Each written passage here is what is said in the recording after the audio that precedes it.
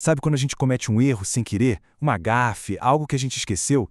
Pois é, hoje a gente vai mergulhar num texto de milhares de anos, lá de Levítico capítulo 5, para entender como essa ideia de erros não intencionais já era tratada, e olha, o que isso tem a ver com a nossa vida hoje é surpreendente.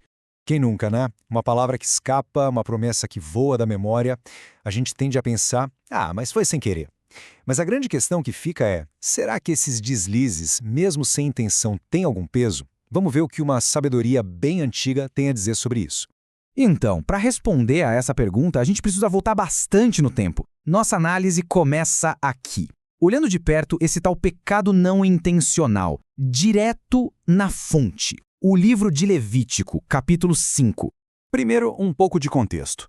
O livro de Levítico foi escrito por Moisés, sabe? Durante aquela longa jornada de Israel pelo deserto. E não era só um livro de regras e rituais, não.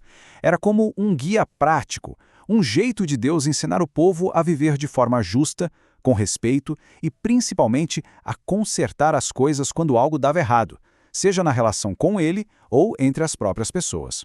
E o que é super interessante aqui são os exemplos que o texto dá. Não são grandes crimes, não. São coisas do dia a dia. Tipo, você viu algo e não testemunhou, ou encostou em algo considerado impuro sem perceber, ou até fez uma promessa no calor do momento e nem pensou direito.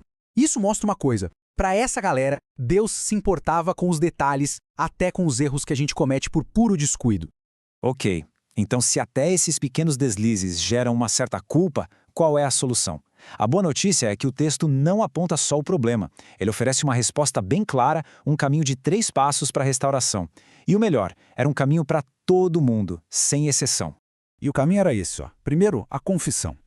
Mas não era um foi mal genérico. Era preciso admitir especificamente o que foi feito de errado. Depois, vinha o sacrifício, um símbolo de arrependimento. E, um ponto fundamental, em certos casos, era preciso a restauração. Ou seja, tinha que ir lá e consertar o estrago. Isso mostra que o processo todo começava de dentro para fora, não era só um ritual mecânico. E essa parte aqui é simplesmente genial. Olha só a ideia de justiça. O sistema era flexível. Ninguém ficava de fora por ser pobre. Os ricos levavam uma ovelha, uma pessoa com menos recursos 2 aves, e os mais pobres podiam oferecer um pouco de farinha. A mensagem era muito clara. A chance de se reconciliar estava ao alcance de todos. Agora, a coisa fica ainda mais profunda. A gente precisa falar de um conceito que era, na boa, revolucionário para a época. A oferta pela culpa. Em hebraico, o nome disso é Hasham. A Hasham não era uma oferta qualquer. Ela era específica para quando o erro causava um prejuízo material para alguém ou para o santuário. E o que a tornava única era a obrigação de restituir. Não adiantava só pedir perdão a Deus, era preciso obrigatoriamente reparar o dano causado a outra pessoa. E não era uma restituição simbólica não, viu? A lei era clara. Quem errou tinha que devolver o valor total do prejuízo e ainda adicionar 1/5, ou seja, mais 20%. Isso reforça uma ideia muito poderosa. Arrependimento de verdade envolve ação, envolve ir lá e consertar o mal que foi feito. E o mais incrível é que essas ideias não ficaram presas lá no passado. Elas criam uma ponte, apontam para frente, para uma nova aliança. Vamos ver como esses princípios continuaram ecoando pela história. Séculos depois, o profeta Isaías resgata justamente essa palavra, Hasham, a oferta pela culpa. Para quem segue o cristianismo, essa passagem é uma profecia sobre Cristo. Ele seria a Hasham definitiva, aquele que não só perdoa, mas que também paga o preço da reparação que a nossa culpa causou. E o próprio Jesus, lá nos seus ensinamentos, bate na mesma tecla de Levítico 5. Ele diz com todas as letras que não adianta nada tentar adorar a Deus se a gente ignora as pessoas que ferimos. Primeiro vai lá e se reconcilia. Depois você volta para ofertar. A relação com o próximo vem primeiro.